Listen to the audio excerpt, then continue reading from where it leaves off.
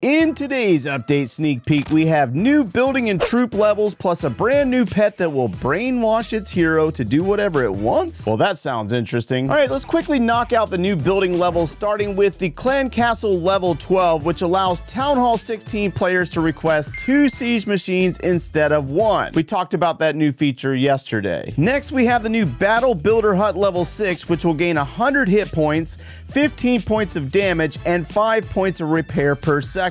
That will cost 20 million gold per building. The new Eagle Artillery level 7 will gain 300 hit points and an increase in both damage per hit and its shockwave damage. Then Monolith level 3 will gain 303 hit points, 18 points of base damage per second, and 1% of extra damage. That building will cost 370,000 Dark Elixir. And then the Pet House will be upgradable to level 10 for 21.5 million Elixir, which unlocks the brand new pet called the Angry Jelly, and we'll explore that pet here in a moment. Then in the laboratory, the Yeti can be upgraded to the new level 6, which gains an additional Yeti Might spawn. The Electro Titan goes up to level 4 and gains 12 additional points to its aura damage per second. Ice Golem can be upgraded to level 8, which gains 4 points of damage per second and 0.5 seconds of freeze effect. And lastly, the Flame Flinger gains its 5th level, increasing its damage per second plus the machine's overall lifespan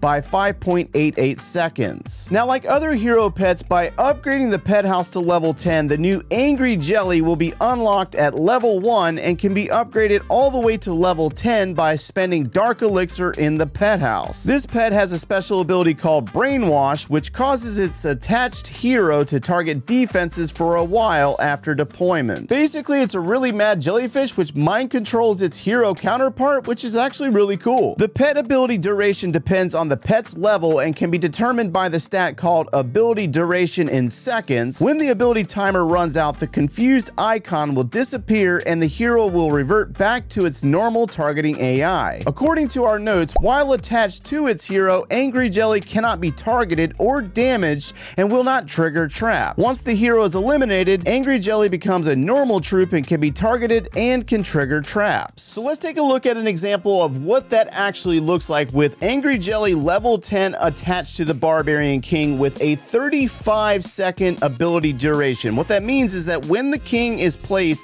on the battlefield, that timer starts. Now you'll notice that there's a little icon above the Barbarian King's head that looks like a little spirally thing. That means that the king is currently brainwashed, which causes him to target defenses. He completely avoided both of the gold storages and the clan castle. Now he's going to continue to negotiate through these battle builder huts, and then he's going to go after the Eagle Artillery next, and that timer's still counting down. 35 seconds is a pretty good time to where you can get a lot of defenses down, and you'll see that we went ahead and used his ability, and then he goes after the monolith. Now once that ability wears off, that little spirally icon does disappear, and then the king reverts back to his normal targeting system, which targets everything, so he starts going after all the buildings he missed. So since the Angry Jelly causes its attached hero to target defenses, there were actually 2 heroes that came to mind that could be benefited from this feature, and that would be the Barbarian King and the Archer Queen. So we put together a couple of examples on this high-level Town Hall 16 base with all of its maxed out defenses, and you'll notice that we placed the Barbarian King to start. Now pay attention to the Angry Jelly. It does attack the buildings that its hero attacks. So technically its like favorite target is whatever the hero is attacking, and we're going to take advantage of the fact that there's this line of defenses in the Battle Builder Hut. There's also mortars and the Ricochet Cannon, and we're going to run that very popular Root Rider and Valkyrie attack strategy. So the king's working its way in. We're going to go ahead and use its ability, and it's being followed. It's still under mind control currently. You can faintly see it because the king is so big and we have so many units on the battlefield at once, but the king is going to help the Root Riders a ton in this particular situation.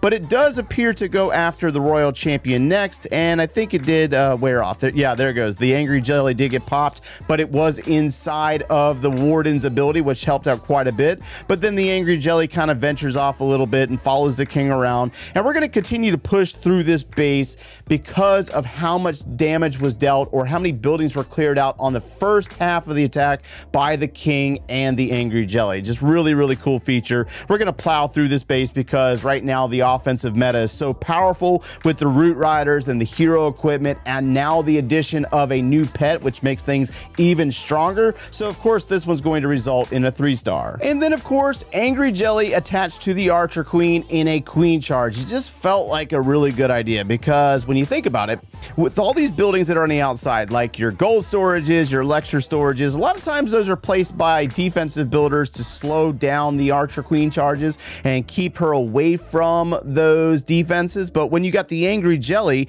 basically causing the queen to walk right into the zone where I want her to go, it actually works out pretty nice. So we're going to continue to push. We're dropping rage spells, using invisibility, and something weird happens in this particular replay where the Seeking Air Mines target the Angry Jelly. That kind of goes against the information that was in the patch notes, and I'm not sure if that's going to be something that changes or gets corrected on the way out of the release of this update, but technically the Angry Jelly should not have done that because the queen was still alive. She's going to work her way all the way up into the ricochet cannon, putting herself in a really nice position to take down that Eagle artillery. And we got some sneaky goblins picking up the trash buildings back behind her. We got the king, and we're going to drop our Root Riders and continue to work through and start sweeping the base. Queen takes down that Eagle artillery, takes on the Royal Champion, works her way up into the scatter shot. What's interesting about this new pet addition is that it changes how the heroes actually function that it's attached to. And this is going to cause base builders to be challenged even further.